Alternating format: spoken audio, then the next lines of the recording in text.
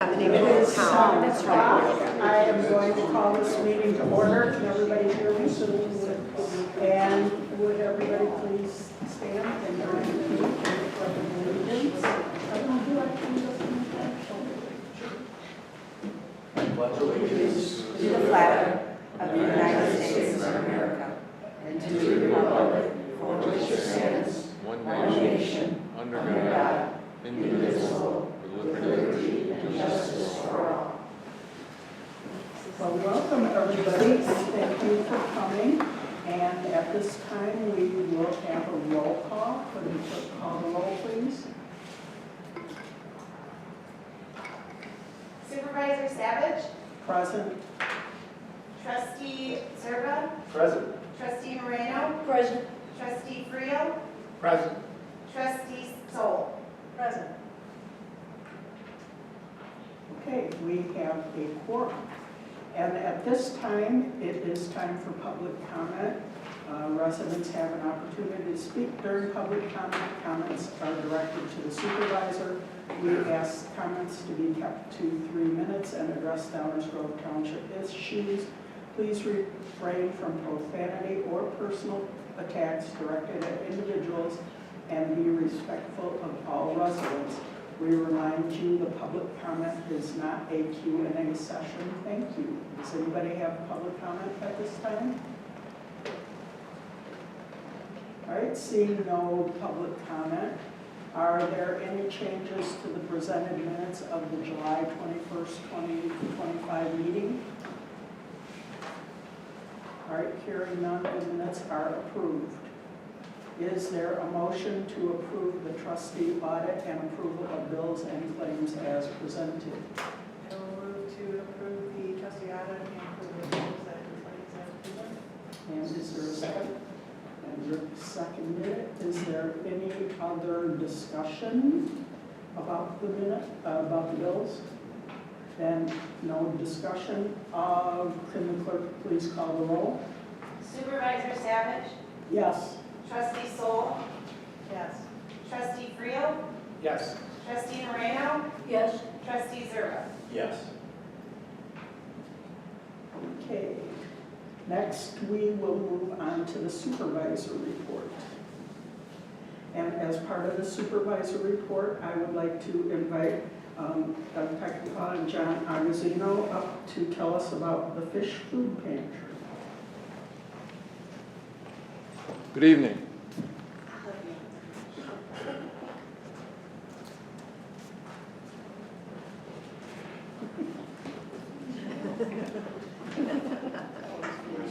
If you want to hold it or just either is fine. There you go. Thank you very much.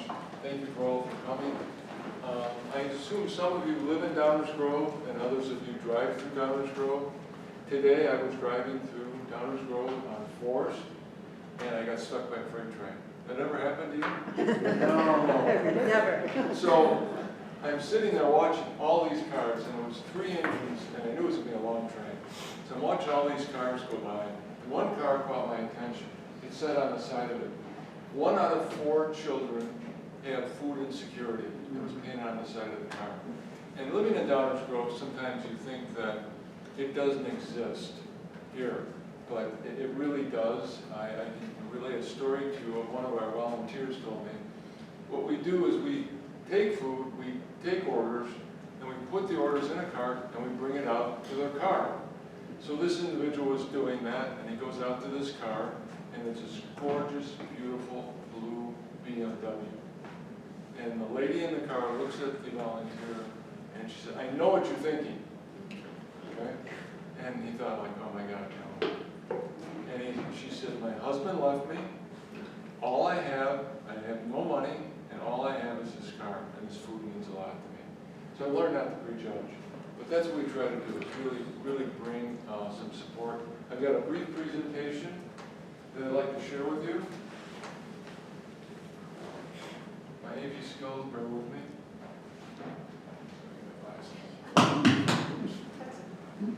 Drop the mic. Just want to see if you're attentive. All right.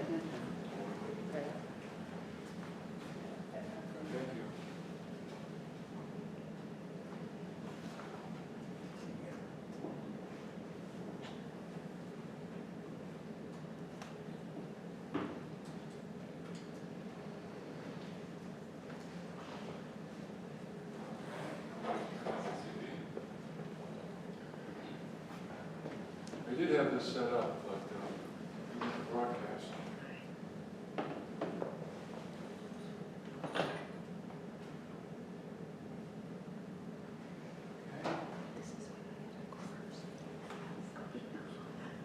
Okay. Anybody want to guess what the most common item that's requested for the food pantry? We have an order form that they get to fill out. So what do you think the most common item that people want at the food pantry? Peanut butter. What? Peanut butter? Close. Fish? What else? Milk. Close. Bread. Close. Anyone else? Eggs. No? No. Cereal? Good guess. Good Cereal. No? Fresh produce. That's a big item. And it's something that we pride ourselves on giving our people that they don't necessarily get. We get a lot of canned goods. And those of you that read labels on canned goods realize that they're not particularly the most healthy item on the shelf, but it's the best we got. So anyway, produce and is what we do. We average about 226 families per week, 78 on a Tuesday, 97 on a Friday, and 51 senior deliveries. So we will actually take orders from seniors and then deliver that produce or product to them. This is when we give out food, 4 to 6 tomorrow, and Friday from 8:30 to 11:30. So we'll only open, what is that, 5 hours, not very much. Where does the cash go? When I donate to a charity, I always wonder, where's the money go? You know, what's happening to this money? All right, so when I talk about fresh produce, one of the things we do is we buy milk. And that's actually Prairie Farm. So that's what our cooler looks like. And by the end of Friday morning, that's empty. We also buy produce. And that's what the produce, that's how it looks when it comes to us. And we buy from Northern Illinois Food Bank. So if you're around Friday morning at 7:30 and you want to help us unload a truck, we could sure use it. Any questions? No. We also provide rental and utility assistance. So we get some people who get behind on their rent, and we can help them out on a cash basis. So that's really where the money goes that we get. This is what it looks like at the Postal Food Drive. So you're familiar with that when you put your groceries on the doorstep and then it's delivered to our pantry? So that's what it looks like, and to get it to that level takes an awful lot of work. People have to sort those cans, bring them downstairs, and manage it. So this is what our pantry looks like as of last week. So we're running low. So we need your help. Any questions? This is an easy audience, I swear. Okay, thank you very much.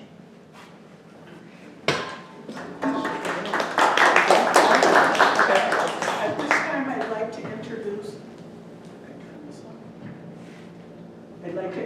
Terry Wood from the Garden Works Project, who is another partner with us in solving food insecurity.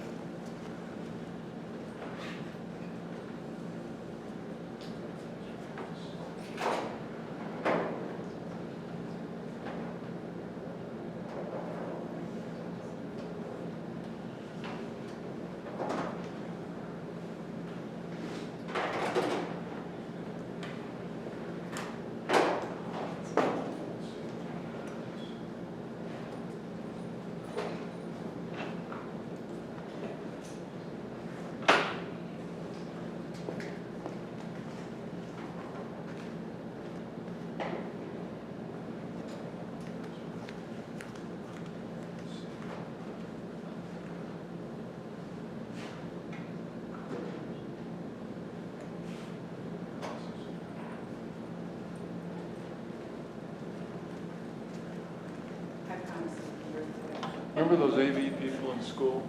Well, I'm not one of them. Let's see if this will work.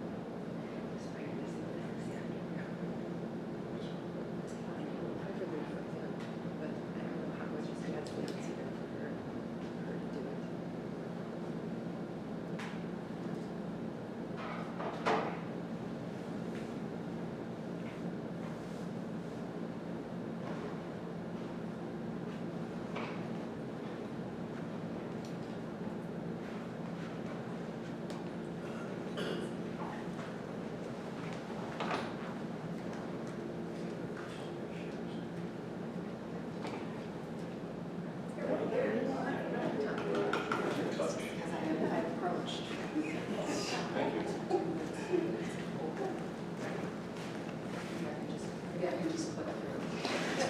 So thank you so much for inviting me to come along.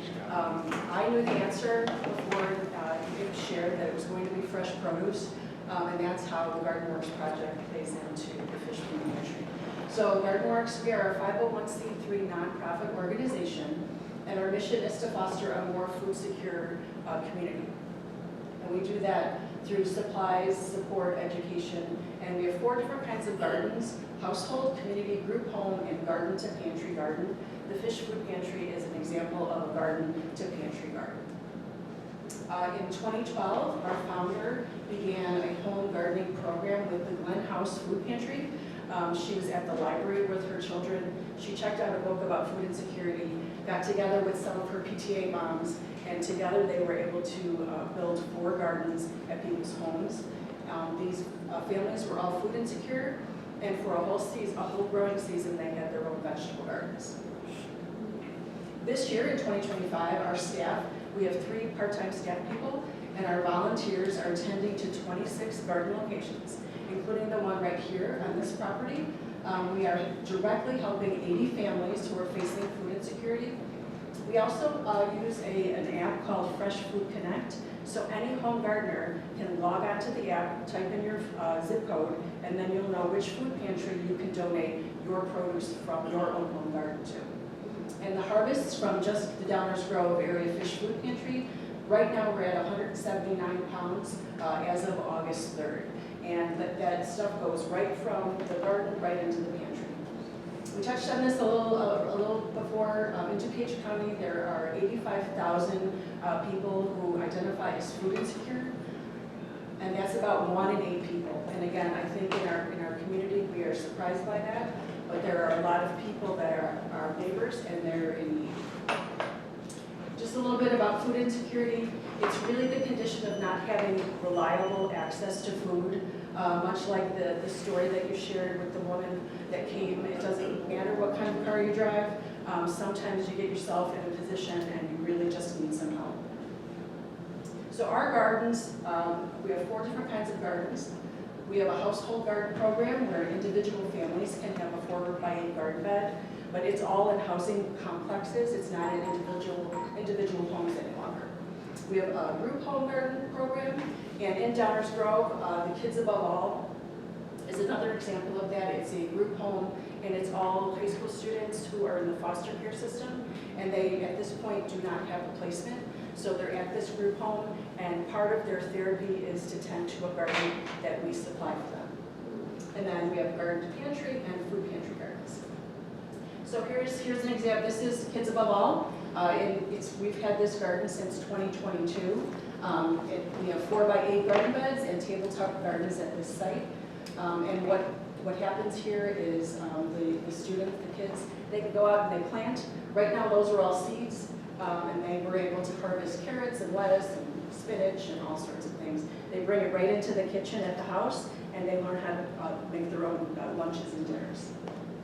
So this is your Downers Grove area Fish Food Pantry, which is right outside the door. Unfortunately, it was pouring when we were all arriving, so we couldn't take a look at the garden. But this all started in 2021. The garden was funded through the Grove Foundation and the Downers Grove Junior Women's Club, and we worked very closely with the Fish Food Pantry to make this happen. The garden was installed on May 15th with volunteers, and at that point there were 6 raised beds and 4 tabletop gardens.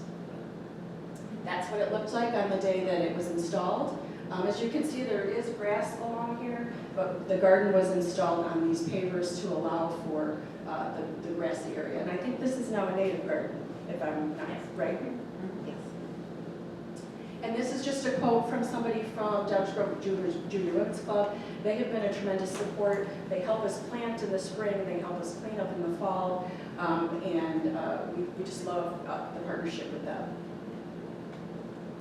In May of last year, we were able to fund 2 additional tabletop gardens. Amanda is the person here on the left. She is our programs manager, and she actually also raised all the beds so that they're a little bit higher off the ground, and it increases the harvests because the beds are a little bit deeper.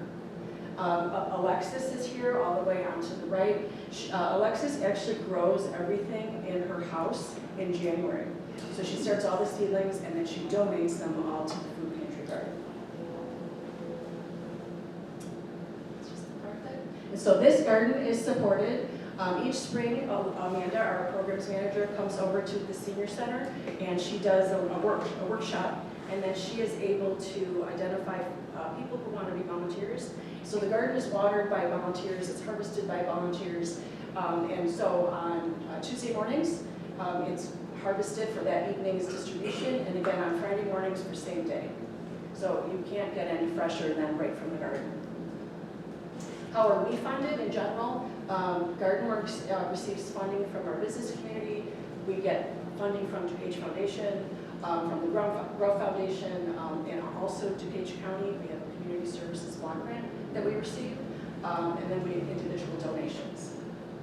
Our biggest fundraiser of the year is coming up in October. We're going to be at the Morton Arboretum this year, and registration for that will open soon. And that's all about the GardenWorks project. If you have any other questions, just let me know. Do you have any questions right now or for us? Questions, anybody? Thank you. Thank you. And thank you for helping. I think in Downers Grove Township, we are very fortunate to have these nonprofit partners that are working to help, alleviate food insecurity. We can't do it all, but by working together, we're doing a lot. All right, next we will, I have now supervisor report.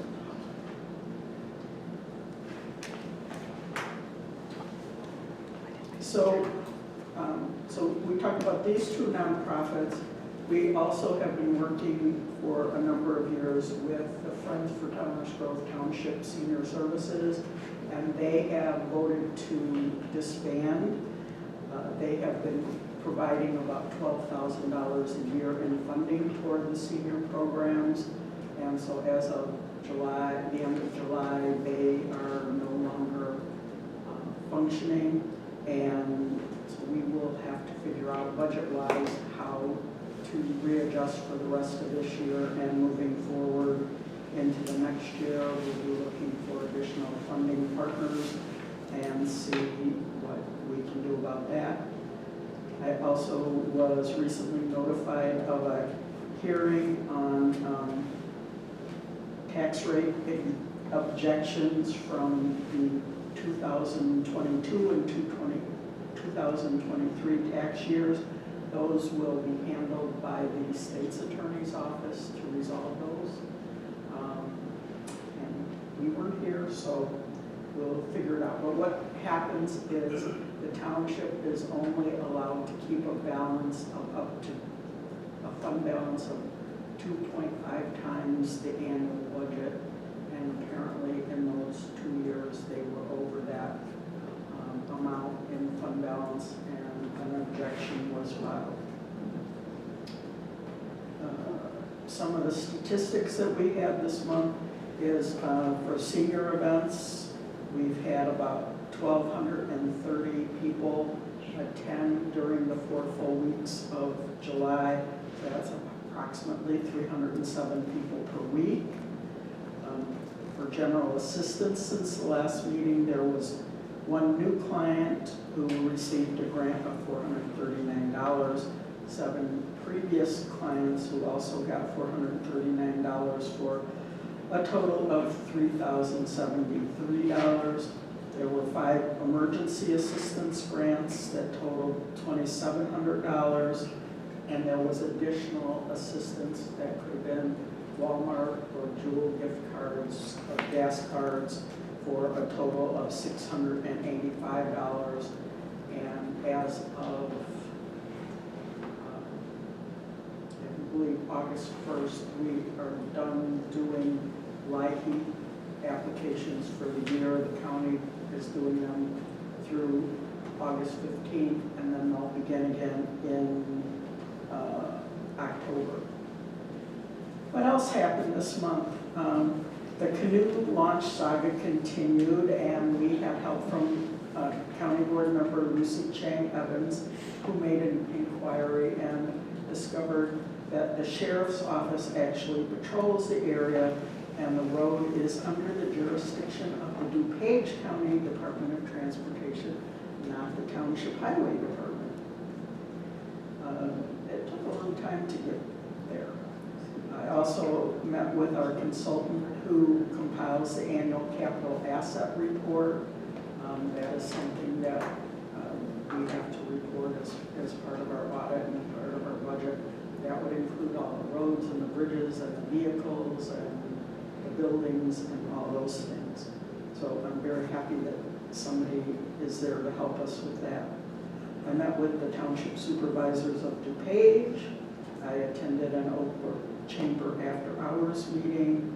I attended Senior Advisory Committee, Planning Committee, Jeff's Bagel Run next door Ogden had their ribbon cutting, and I think they're going to be a very good partner, and fingers crossed that if there's some leftovers, they'll make their way over to fish and maybe some senior programs. And then there was a senior advisory committee meeting I attended.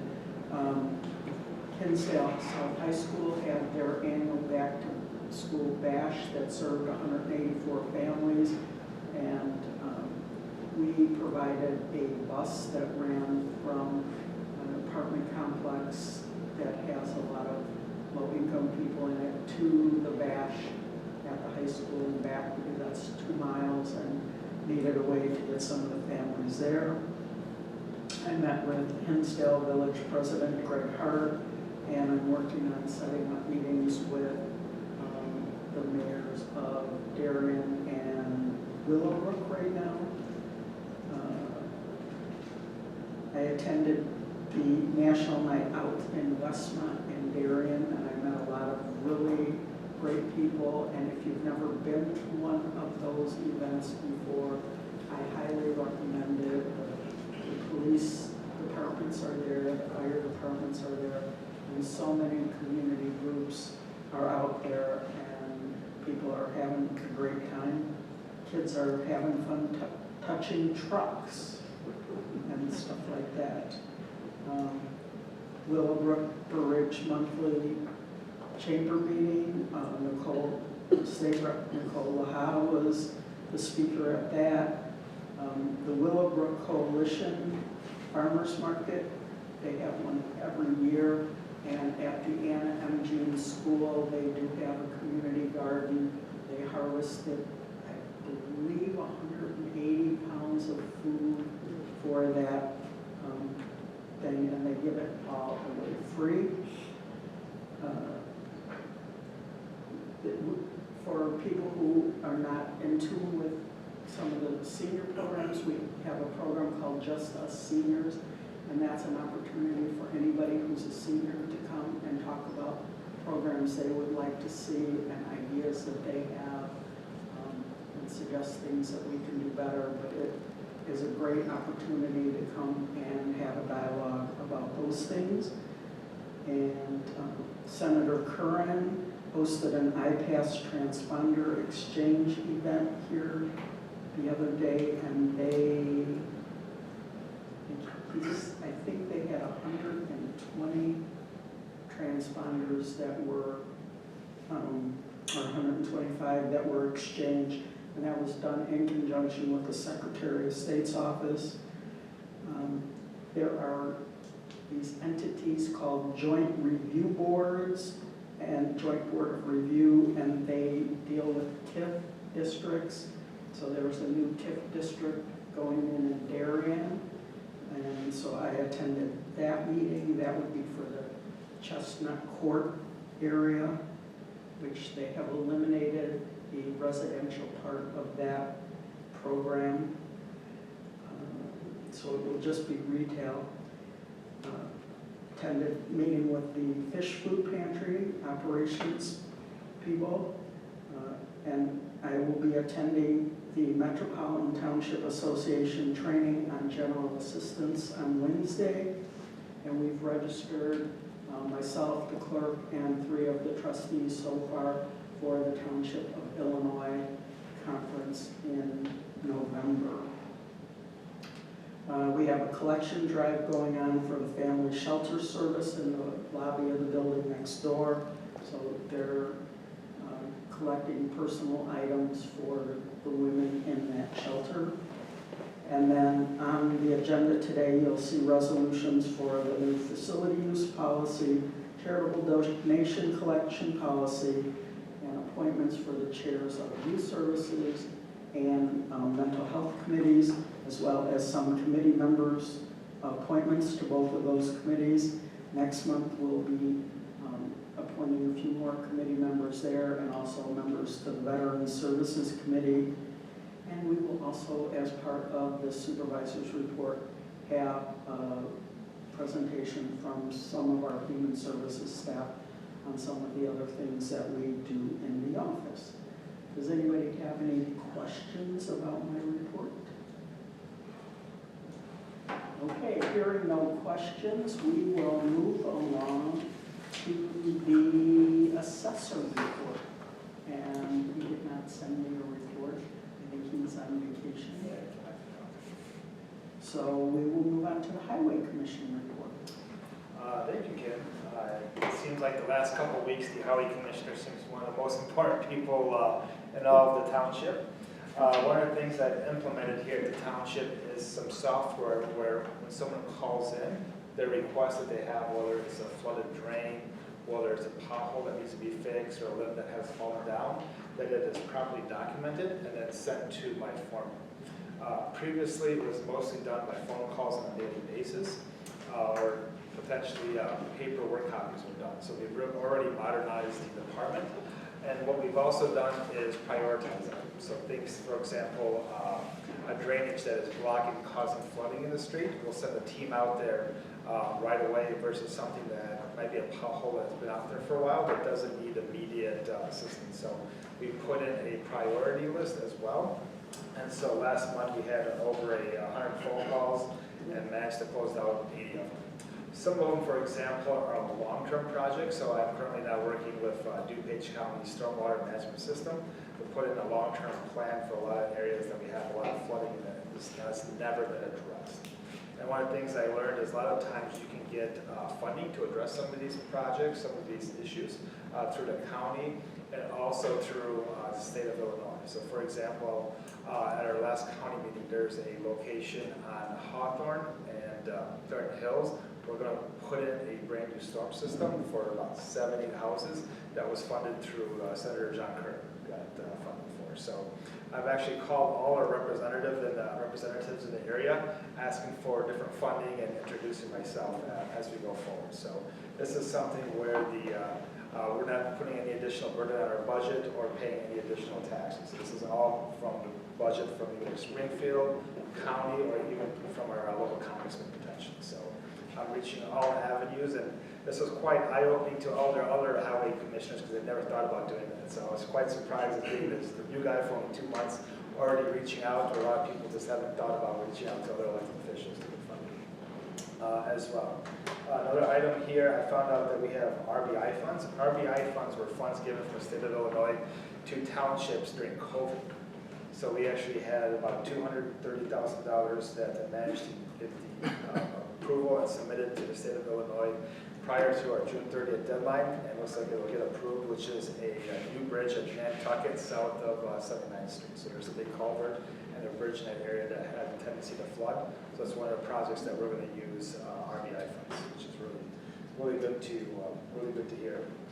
On the challenging side, one of the challenges that we have that we're working on is we don't have a lift truck. So any branches or trees that are above 6 feet, I know it's a challenge because people will call, and what we'll do to take care of it is I'll get an outside contractor to come in, but it usually takes a day or two. So I've received many phone calls over the weekend of a branch that's hanging down, and we'll get up to 6 feet, but we cannot get any higher. So one of our immediate needs that we're looking at, I'm asking elected officials to get funding for a lift truck so that we can get higher, a bucket truck, and trim around the branches.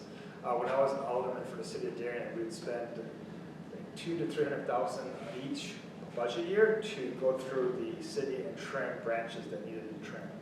Currently, the township doesn't have a program. So next year's budget, I'm potentially looking at proactively go around the township and really take care of trees that need to be addressed or that are falling or that have issues as well. So that's something that's just been neglected for many years in the township that I'm looking forward to finally addressing as well. I did have an opportunity to attend the Illinois Highway Commission's meeting in Peoria, Illinois. This is where over 1,000 townships, people from all over the state meet and discuss some unique challenges and opportunities. One of the things I've learned is that highway commissioners down in central and southern Illinois do not use plastic in their culverts. Something I learned is they will actually burn out their ditches. So farmers will actually catch their ditches on fire and burn out all the debris. Because I asked a few people, what's better, metal or plastic for your culverts? And one of the gentlemen mentioned that, yeah, we can't use plastic here in central Illinois or southern Illinois because we actually burn the ditches, so it actually melt all the way through. So who would have thought? We don't burn ditches here in the suburbs of Illinois. And then I did find out last two quick items too. We did receive funding and we're moving forward with sidewalks on this would be 91st Street at Gene Ive School. So actually they were out Monday droning already. So that was actually received budget from the county, and Lucy Chan Evans had a lot to do with it, pushing that through. So we're looking at putting sidewalks near school, which is near and dear to my heart, and keeping our kids safe. So that project is moving forward. And lastly, we were the only township that wasn't part of IPW, man. This is like an insurance policy. Illinois municipal works. And what this does is if something happens, so for example, a tornado hit Darien, this team will come out and give you 5 days of work to address flooding, to address tree falling or a tornado in the area. We're the only township in DuPage County that have this. I was shocked. And our fee per year is $700, and it's actually covered by 12 on the first year. So we did join that. So if anything ever happens where we need additional resources, we actually have an insurance policy where they will send in a team within 24 hours to help address whether it's a flooding, a tornado, or some other incidents or disaster that might come into play. You know, one of the things they mentioned during the county was that when the tragedy happened, where they had there was a shooting up in the 4th of July parade, they actually, a lot of public works now are doing some first responder stuff too, because quite often they're the first ones on the scene. So when that incident happened, they were using trucks to block off areas where there were incidents happening. And then they had to come in afterwards, so they actually use this insurance policy to like clean up the sidewalk and the road afterwards. So it's interesting how the Department of Public Works now are becoming almost first responders in certain situations that I would have never have thought of. So, any questions? Well, thank you. I have two. The lift trucks, typically how much are they? Very good question. I actually got a quote today. It's roughly around $150,000. And they go up to how many feet? I think the one I received today is 25, 30 feet. And so this would just be an F550, so one would be one of those very big ones, it would be a smaller one. So roughly $150,000 what I got additional. Sounds good. Any other questions? Okay, clerk report. Do we have a report from the clerk? Yes. Okay, so I've been out and about like Kim as well. A couple of things that I've been out doing. I attended one of our Downers Grove residents' 105th birthday, and that was very exciting with some other electeds. Rick Friel also joined us at the birthday party. I also attended the ribbon cutting for the DuPage Crisis Recovery Center. And if you get a chance to look into it or visit at some point, it is quite impressive. And I was really thrilled to be part of that and see what they're offering. So basically, it's a center that people can come to when they are in crisis. So it's either mental health crisis or substance abuse crisis. They can stay for up to 24 hours. They have a section for substance abuse separate from the adult mental health crisis area, and then separate from pediatric or children's mental health crisis area. It is so, it's so well done, and they also won't just release people after those 24 hours without either releasing them to another facility or home with supports and plans in place. So that was really exciting to see what DuPage has up there. As for the clerk's office, one of our main tasks is completing FOIAs, and we've had 4 completed FOIAs so far, and we have a new one on our desk right now. Our deputy clerk, Katie, has completed the notary training, and she's just waiting for it to be finalized in the processing. I'm also registered to become a notary and will complete the training soon. We are busy learning what records we have and where they're located. And we are also identifying ways to increase transparency by finding gaps in what's been posted on our website. Takes a little bit of investigating sometimes. And an example is there were some missing resolutions and ordinances that were passed prior to our time here, and we've been getting them posted on the website with Amanda's help, and she's wonderful. She's our IT person here. We will be working on records disposal, which is an ongoing process. I enjoy being kind of the de facto point person for the trustees, so please continue to reach out to me if anything comes up and you don't have answers. I'm happy to help you out. That's pretty much all. Any questions about what we're doing in the clerk's office? All right, thank you. All right. We do not have any old business, so we will move on to new business.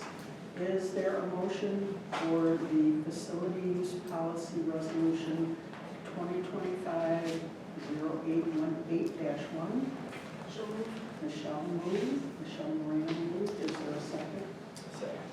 Kevin Zerba seconded. Is there any discussion? Hearing no discussion, could we have a roll call, please? Supervisor Savage? Yes? Trustee Soul? Yes. Trustee Friel? Yes. Trustee Moreno? Yes. Trustee Zerba? Yes. Motion passed. We did not come before the storm. All right. And if you have not seen the packets, there was a QR code to the packet that you can scan and put on your phone. Is there a motion to for the donation collection boxes and drives for charitable organizations policy resolution 2025-0818-2? So moved. Rick Friel moved. Is there a second? Second. Kevin seconded it. Any discussion? No. discussion, we will move on to a roll call, please. Supervisor Savage? Yes? Trustee Soul? Yes. Trustee Friel? Yes. Trustee Moreno? Yes. Trustee Zerba? Yes. All right, thank you. Is there a motion to appoint the chair of the Youth Services Advisory Committee Resolution 2025-0818-3? Someone. Carol so moves. Second. Michelle seconds. By a second. Is there any discussion? All in favor? Oh, no, roll call, please. Supervisor Savage? Yes? Trustee Soul? Yes. Trustee Friel? Yes. Trustee Moreno? Yes. Trustee Zerba? Yes. All right. Is there a motion for the appointment of the chair of the Mental Health Advisory Committee, Resolution 2025-0818-4? Carol so moves. Second. Rick Friel seconds. Is there any discussion? Roll call, please. Supervisor Savage? Yes? Trustee Soul? Yes. Trustee Friel? Yes. Trustee Moreno? Yes. Trustee Zerba? Yes. All right, the motion passes. Is there a motion for the committee appointments to members for the Youth Services Advisory Committee and the Mental Health Advisory Committee, 2025-0818-5? So, Kevin moves. Is there a second? second. Rick seconds. Any discussion? Hearing no discussion, can I have a roll call, please? Supervisor Savage? Yes? Trustee Soul? Yes. Trustee Friel? Yes. Trustee Moreno? Yes. Trustee Zerba? Yes. The motion passes. All right. We do not need to have a closed session, so we will move on to item 16, trustee comments and discussion. Any comments or discussion from the trustees? Carol? I just wanted to say I'm thrilled to hear all of the interesting possibilities that the highway commissioner has identified to provide better services and not necessarily additional costs to the township. I did think of a question on the food pantry. You showed the way it is right now versus the way it normally is. Is that normal? In other words, it's empty right now. The basement. The basement, I'm sorry? the food pantry. You showed it fully stocked. You said, here's the way it is right now. Right. Is that normal? Or are you seeing more activity or a normal cycle? Yeah, we get a lot of food with the postal drive, which is Mother's Day weekend. Okay. But I can tell you that what's there now is a lot less than what there was a year ago. Okay. So we need donations. Thank you. Does that answer your question? Yes. So perhaps if people belong to organizations, they might want to organize some food drives to help the pantries and maybe put that one up. Did I hear correctly that the drive is Mother's Day weekend? It is. It's on the Saturday of Mother's Day weekend. What I might add is that it's a good drive. How many tons did we get? We received 11,000 pounds of food, which we went through in 3 months. So of that, I would say 10% is not usable. They passed an expiration date, all kinds of weird things. But so that's what we got. And then we get Boy Scout drives, Girl Scout drives. We get around the fourth quarter, we'll get donations from different companies. What's the company that? Salco? Selco will donate several hundreds of pounds of food. But we go through it. You wouldn't think you would, but it's one bag at a time and one trunk at a time. And I would comment that the number of families that the pantry is serving currently has escalated significantly since 2019, where on average we were serving maybe 40 families a week, and you saw on the screen today it was closer to 225. Is that up year over year? We see increases year over year, and based on the current situation in terms of unhoused in DuPage County, we expect to see that number increase. And a reminder that that is an entirely volunteer-run operation. Any other trustee comments or questions? All right, hearing none, is there a motion to adjourn? Michelle moves, Carol seconds. All in favor? Aye. Opposed? All right, well, thank you all for coming. So here's me. I'm sure I gave that to you before, but